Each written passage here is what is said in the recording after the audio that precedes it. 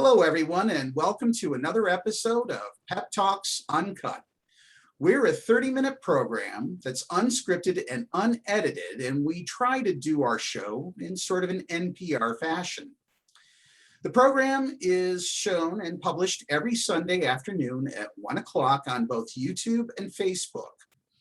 Today with us, we have some very special guests. We have Susan and Carrie, who are a married couple. Thank you and welcome to the show. Thank you. We're pleased to be here. Very good. Would you care to say anything before the interview begins?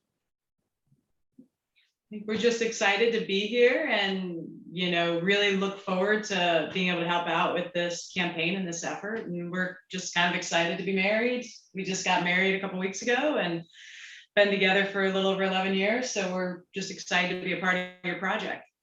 Well, excellent. So you just answered my first question. How long have you known each other? So 11 years so far. Okay. But would you care to tell us how you met? Yes, we ended up meeting on a gay website, which was awesome. It was a dating site at the time. And something similar to like Plenty of Fish, just the setup for it. And it was great meeting Susan because on our first date, she brought along hiking maps and showed an interest in anything and everything that we had talked about. Yeah. So yeah, we hit it off, and 11 years later, here we are. Yeah, she was, she had told me in one of our phone calls, she was really interested in nature photography and outdoor landscape stuff. And I, outside of COVID, normally travel quite a bit for work. And I had this awesome magazine I was flying with, and I saw this whole spread on doing photography and hiking in national parks. And so I didn't realize how I was geeking out when I brought it to the first date and whipped out a magazine, was like, hey, I have something for you. So, well, okay, so your first date is a hiking adventure, yes? Actually, no. It was actually Applebee's is where we had met. And then later that evening, I had plans to meet up with some friends. And the date was going so well that I brought Susan along to a sports bar, and she hit it off with our friends. And I would say probably the next 2 or 3 days we ended up hiking. Yeah. Well, it was really funny. I was supposed to be going down to a ski slope to meet some friends to go skiing that weekend. So when she invited me to the to the sports bar, in my head I was like, wow, this is really going great. I've got this other place I have to be sometime tonight, 3 or 4 hours away from where we were. I was like, but yeah, I'll go. And then I had so much fun with her friends. We still hang out with some of the folks that were on our first date with us. And they always joke that they were on our first date and they had no idea it was a first date. They just thought we had been dating for quite a while and they just didn't know it.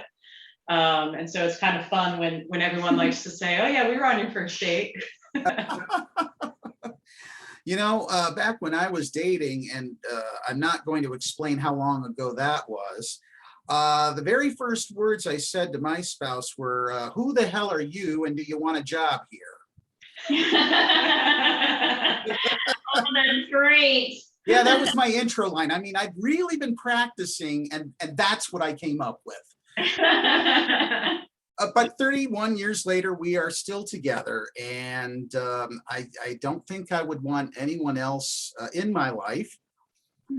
So let me ask, now, how long have you been married?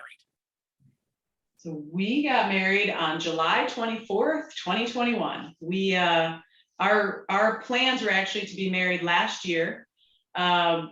COVID kind of messed with that. In fact, we had to plan our wedding a total of 3 times before we were actually able to do it.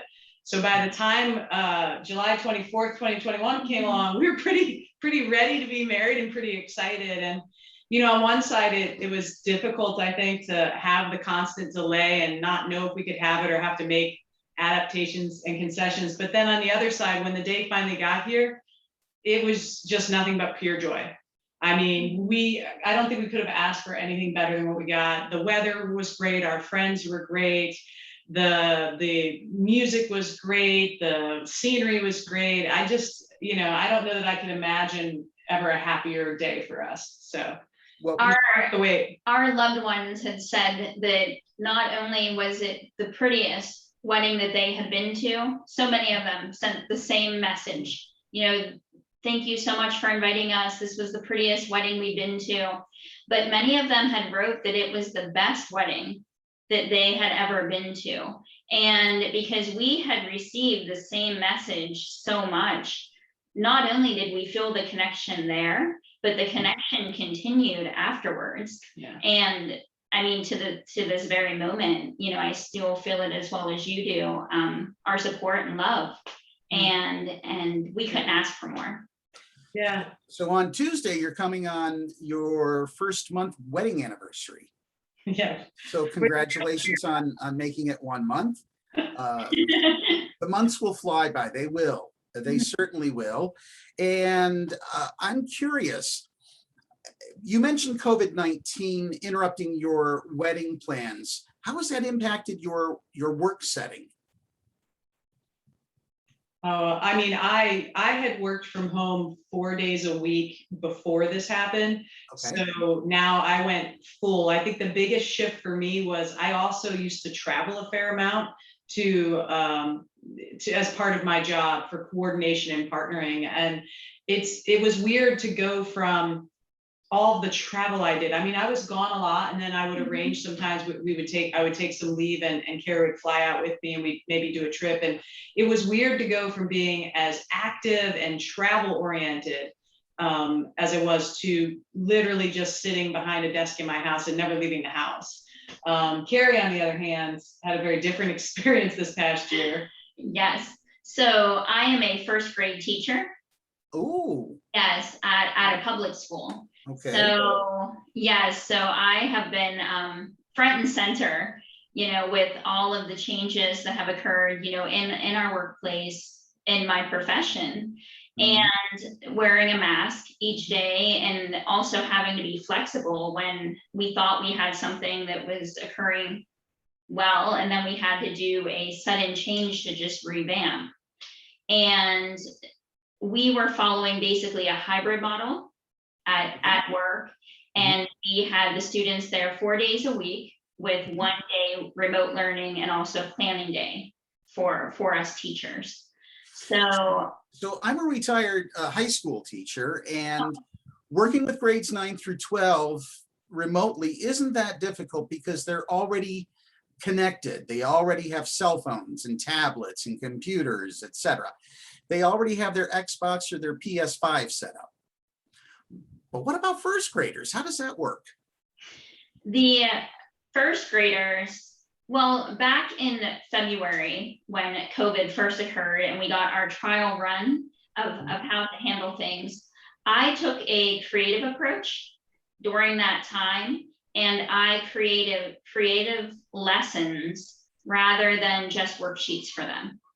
And they ended up getting a lot of projects that they could do with their parents, and connectedness that occurred. And my students in my classroom for probably the past 4 years have earned fluency rocks, which are like geography rocks, and for reading. And they were able to have the rock collections at home during that time.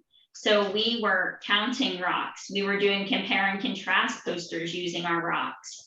And we were just creatively finding ways to make it not so tricky for the children in their adjustment.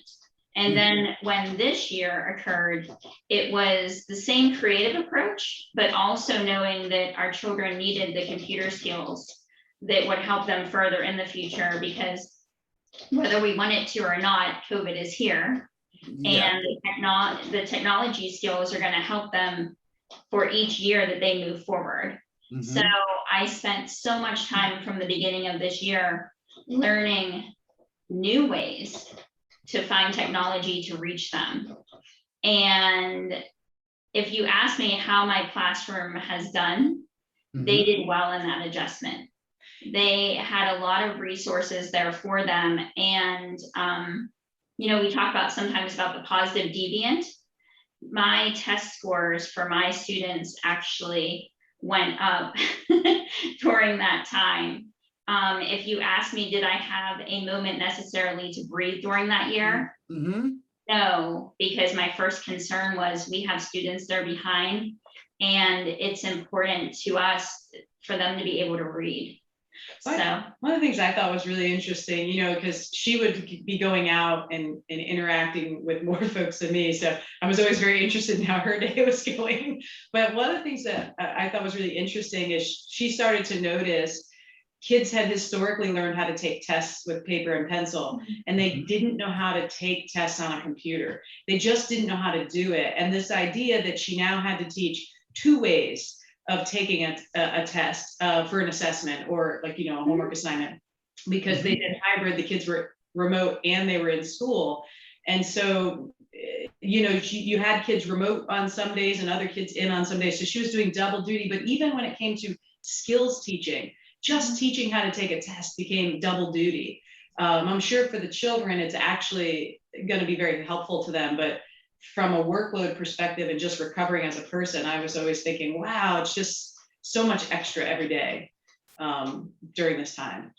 Well, I have to say that I agree with you completely. I am a retired high school teacher, as I said, and I know that there were many nights that my schoolwork didn't end till 8, 9 o'clock in the evening. So I can only begin to imagine what it's like now that you're doing double duty, both teaching how to work with the computer with first graders, coupled with the content material itself. That had to be a real challenge. And speaking of challenges, have you found any other challenges as a result of COVID in your day-to-day home lives? Our day-to-day home lives. I think, you know, if we go back a year ago, it was a every week we would come up with our new strategy to have a sense of fulfillment and satisfaction in our life, because we took it very seriously. We, you know, my family took it very seriously as well. My mother wouldn't let us come visit her. We didn't see her for over a year.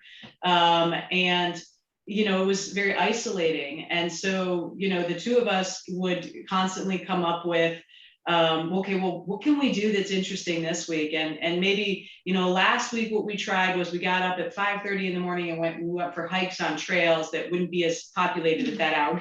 We got out in winter, we bought all the like thermals, we put headlamps on, and we were like walking on these rails to trails things at like 5:30 in the morning, just so that we wouldn't have to worry about running into big groups or anything, and we'd still be able to get done. And you know, I just think the creativity we had to impose. And then, you know, on some levels, though, I think it also brought us closer to some people. We have some very, very close family by choice.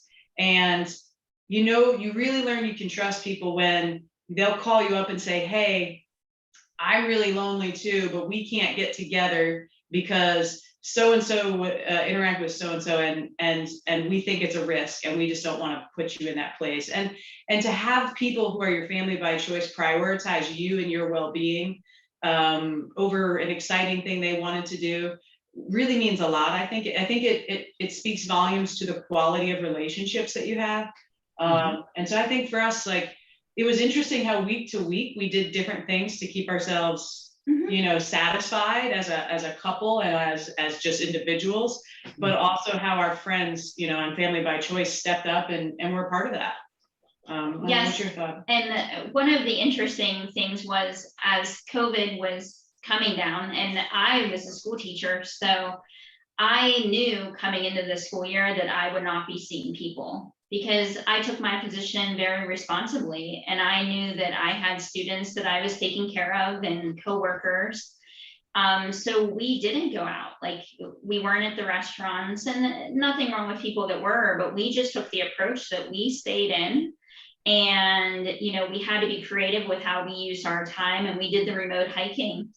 But also our family of choice put us in their bubble, like their small family bubble. So where they weren't seeing other people, we have two best friends. Their names are Bethany and Megan, and they are married, and they have 3 boys, Ian, Eric, and Josh.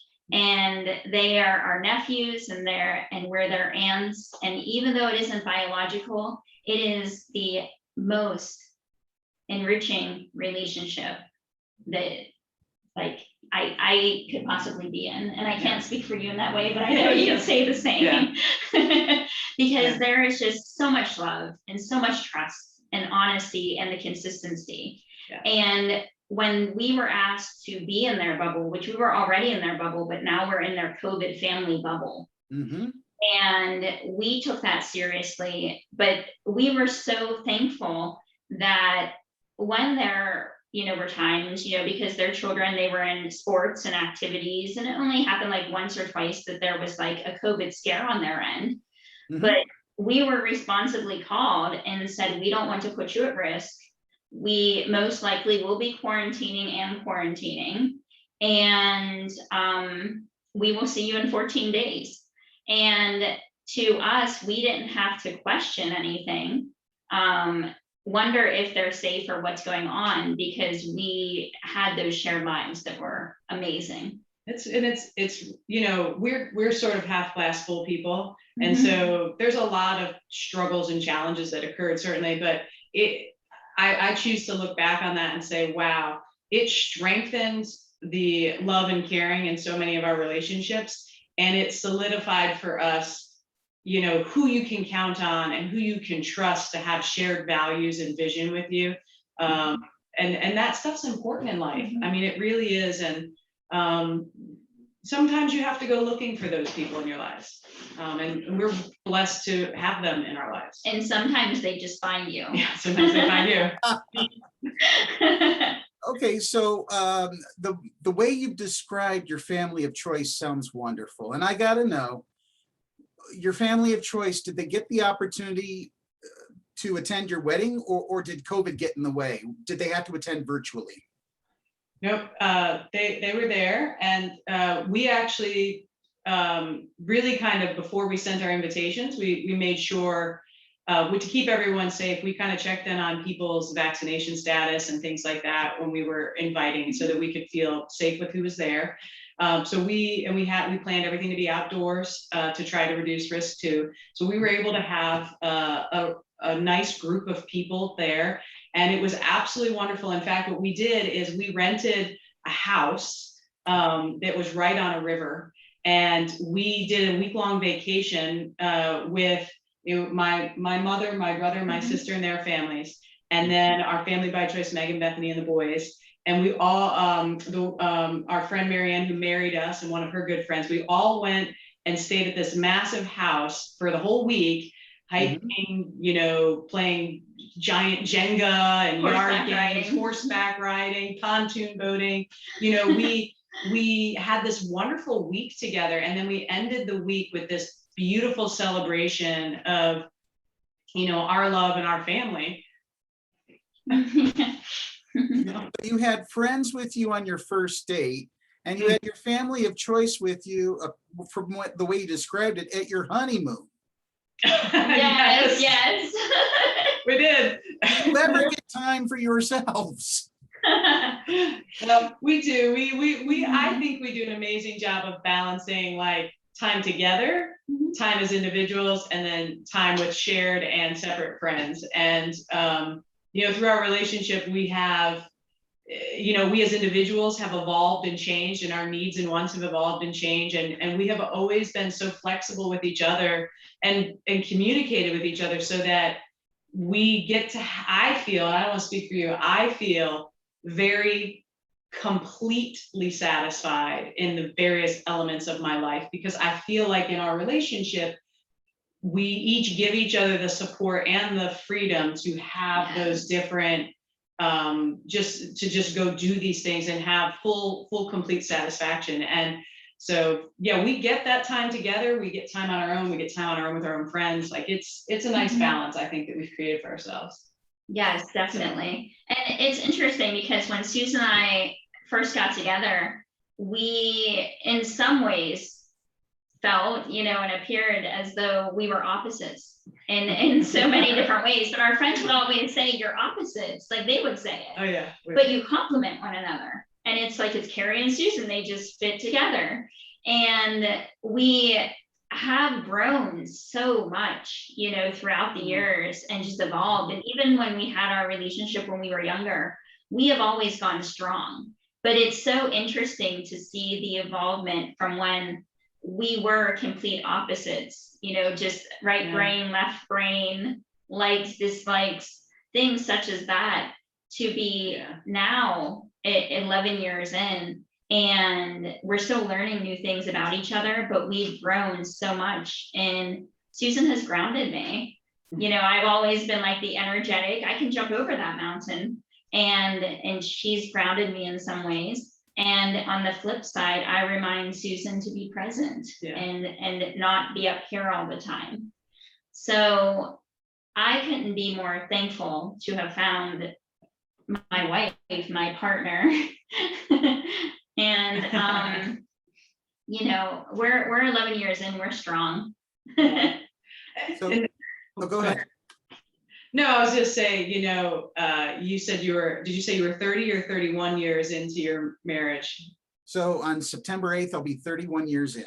31, that's just amazing. So you've got 3 times on us, and I'm sure then you could probably build upon what I'm going to say. And I think what always amazes me is I look across what's now been a decade plus of a relationship of sharing and caring, and to look back and see the pictures from 10 plus years ago, and to think about just how much we've changed as individuals, but like the fact that with all those changes, we have grown together at each step, and that it almost seems like, it becomes hard to imagine your life without a person, just because it just has become so, you know, it became so complementary in all aspects. And I mean, you know, congratulations on 31 years for sure. That's amazing. Thank you. Thank and you. I can only imagine what that feeling would feel like at your stage of relationship too. And I'm very thankful that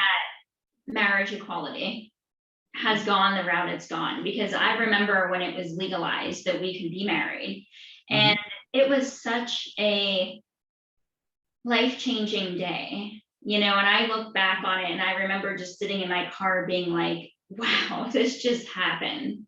And for us to be married, you know, and anyone, you know, in marriage feels those closeness, you know, and that togetherness, you know, for those that are loved when they get married. We had to have the fight to get here, you know, in those spaces, and that isn't forgotten. And it makes it so much sweeter, like all the sweeter, that we can, that we are loved, that we are supported, and that there's a unity of allies. Like our wedding showcased us as like individuals coming together in unity to be married with love with no end. But we also had the championship of ally support having our back. Like we had a bracelet unity celebration, and we had numerous things that pointed out like we support our LGBTQI community, but at the same token, we have allies that support us and have our back, and we know how that feels. And during our ceremony, we actually had, you know, our loved ones circle us and embrace us. And that was a physical thing that happened.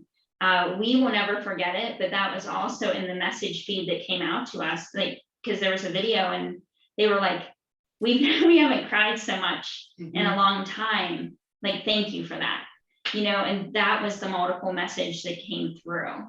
So just to expand on that, like we had basically, I'll let you explain. If I can without crying. No, you want to talk.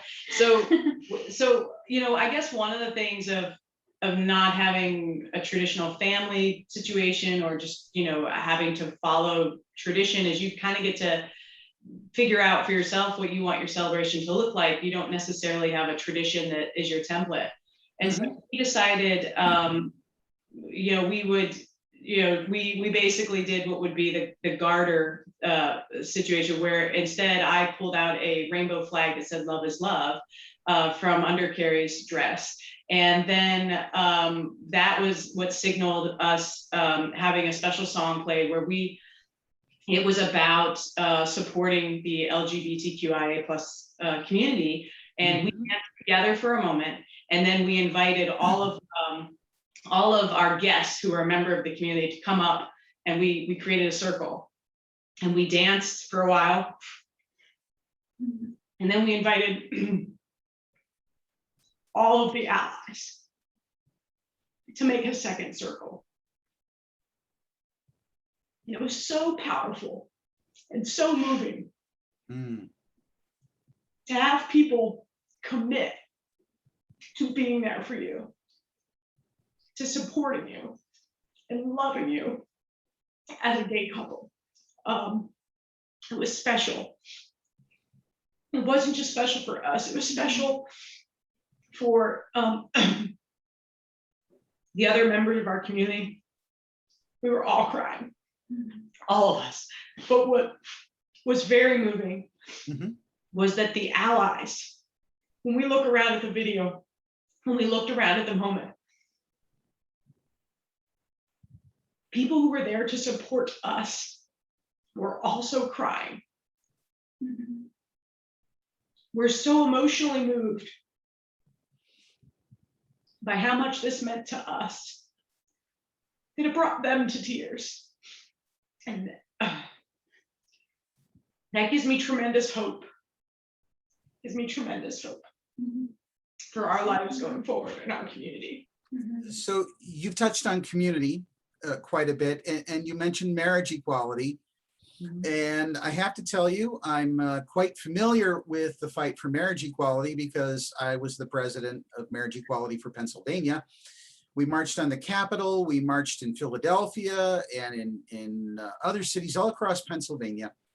And I remember when Judge John Jones's ruling was handed down, I was in Perry Square in Erie, and they announced the news over big loudspeakers, and the whole crowd just burst into applause. Well, the following June, I'd been invited to come to Pittsburgh to make a speech right in the streets on behalf of the Delta Foundation. And within minutes of my speech, we were hearing the news that Justice Anthony Kennedy was the 5th vote to make marriage equality legal. So it was, for me, it was the culmination of a long time worth of work. I mean, I'd been at it since 1996, and I know I'm one of the latecomers to the fight, but relatively speaking. But yeah, it was one of the most powerful days of my life, sort of like what your wedding sounds like will be one of the most powerful days for you. But there are other pressing issues. And so what do you think is the most pressing issue for the LGBTQ community in Pennsylvania? In Pennsylvania. Or nationally?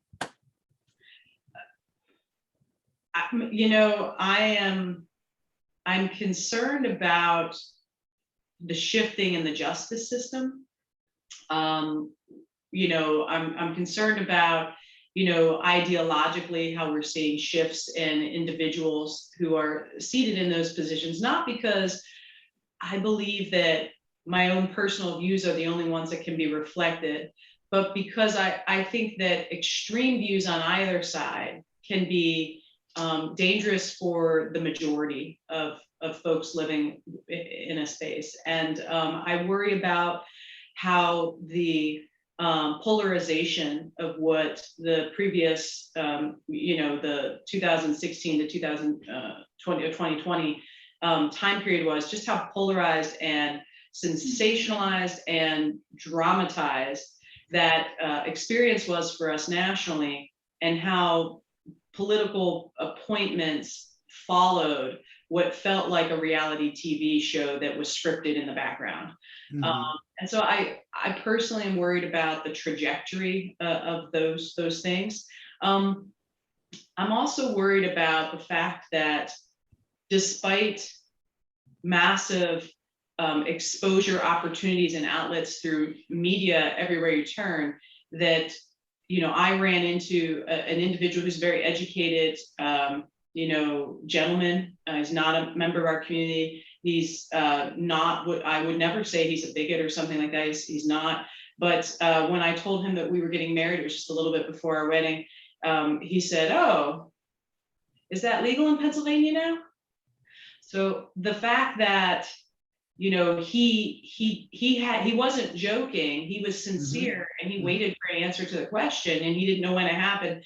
So I talked to him about, but it told me, you know, there's a lot of people that, because it doesn't impact their everyday life, because it's not so close to them and they don't choose. I mean, we have, if you look at all the algorithms of social media and even your Netflix queue and stuff, everything feeds you in everything that you're already comfortable with, things that you already know and want to see.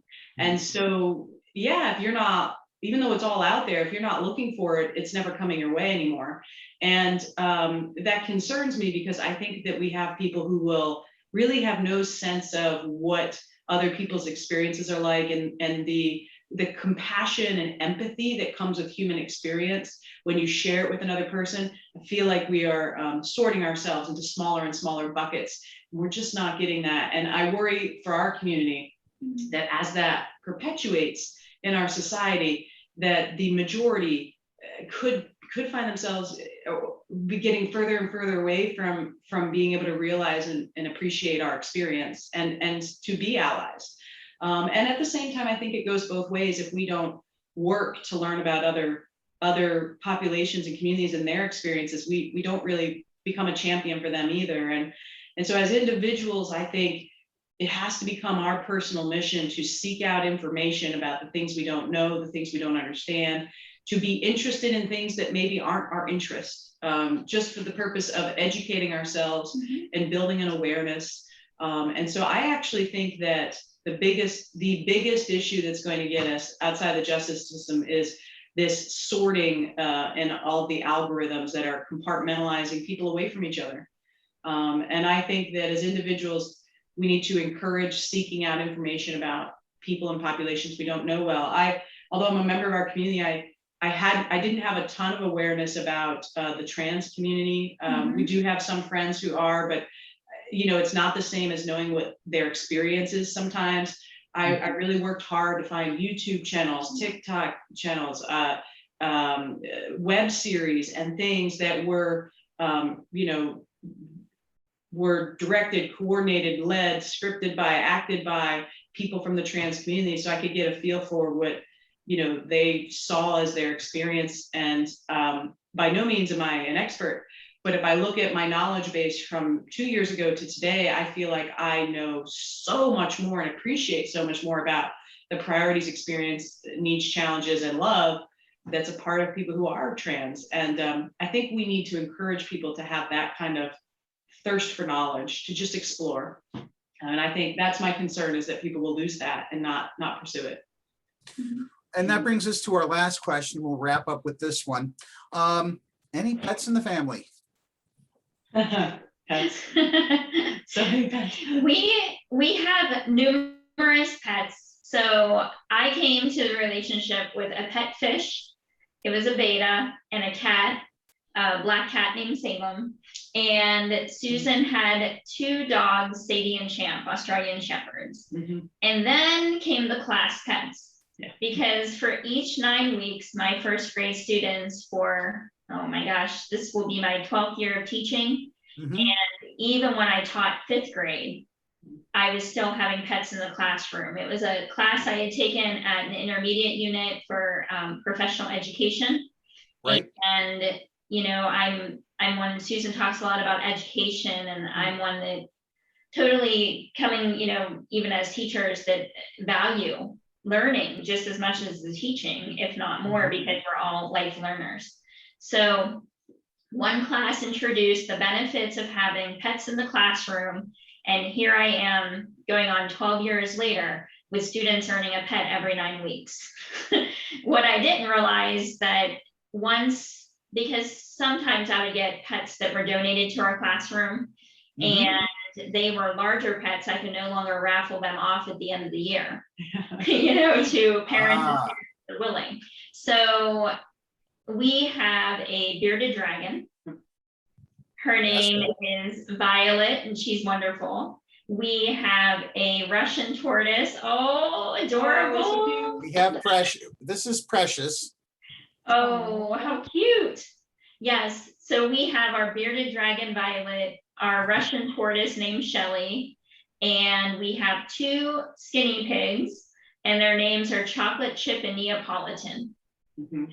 And we also have an axolotl, and its name is Petey. Yeah. So the bearded dragon and the turtle are allowed to free roam the classroom. So while I'm teaching, and my administrators have been very awesome with it, and have even dubbed Violet the school mascot. So, yeah. My favorite story about Violet the bearded dragon is when the secretary for the principal in her school loves her so much and started looking, and somehow she's like, I think Violet might be lonely, she needs a man. And so she went online and started searching and found like a lizard, like it's just for fun, like a lizard dating site, and she picked out a profile for a bearded dragon called Chef Lenny, and she's like, I think we should set them up on a date. And it was definitely adorable, because I remember when my secretary mentioned, she's like, she needs a man, and I was like, does she? And I laughed at that, and I call her like Violet's second mother, Right. So we've really bonded through Violet as well. And our secretary, she came to our wedding, and the first thing she asked, she's like, where's Vi? But she did. She hooked Violet up with a date, who is Chef Lenny. So it's all for It's just fun. So it's like fun for the kids, it's fun for the adults. And then the skinny pigs last year, when I was home alone so much, they had to come home from the classroom originally, and they became my coworkers. They shared my office with me, and then she wanted to take them back. I was like, what are you doing? That's my coworker. They're the people I hang out with all day. And she's like, they're guinea pigs. And I was like, but they're who I hang out with all day. Yeah, and there was actually a coworker that had mentioned wanting to get 2 of our guinea pigs, and I was like, oh, like, okay, the school year is over, I'm going to pass them on. And I came home and told Susan, and she was so sad that she was losing her coworkers. I was like, you're giving away my coworkers? You can't just give away. It's not like you just take them out of their cubicle and send them home. What are you doing? So they ended up staying, so I told my coworker, it was tentative that Susan said yes, and Susan, it wasn't a yes based on the facial expression. She looked at me, she's like, I'm taking this as not a yes. And then I just was like, blah, blah, blah, blah, blah. So, so they still, and then we just moved to a new house not that long ago. And so they came along for the ride, and it was all important to me how I got them set up in my office and everything. Yeah, she loves Chocolate Chip and Neapolitan. And I'm very partial to Violet, as, I don't know, it's just such a cool connection. But, pets, just like people, we're all different, yet we all have heart, and we give each other love. Well, that is all very fantastic. Susan, Carrie, thank you for being on the show today. It really has been a lot of fun. And we look forward to hopefully seeing you again in the not too distant future. Awesome. That would be wonderful. Yes. Anything needed anytime, and continue fighting the fight, because it was people like you that allowed this to happen. Yeah. So thank you, and take care. Have a great day. All right. And on behalf of the Pennsylvania Equality Project, thank you for tuning in. This has been Pep Talks Uncut. We'll be back again next Sunday at 1 p.m. with another guest. Take care, folks. Bye-bye.